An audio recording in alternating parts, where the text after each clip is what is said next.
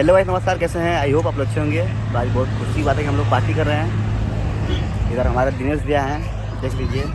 आटा चौकी पीछे हैं,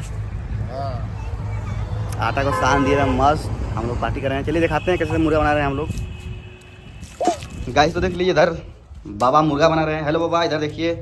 मुर्गा तड़ा मुर्गा बना रहे हैं कहीं। बना रहे हैं भाई। बाबा के साथ एक बार पहली बार मुर्गा खाए थे हम, इसलिए इनसे बनवा रहे हैं। देख लीजिए, पूरा देख लीजिए भर गया है, इतना बना दिए हम लोग।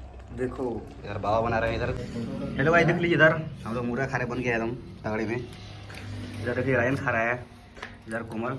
बाबा ये खतरनाक। अरे बाबा सही है एकदम बनल।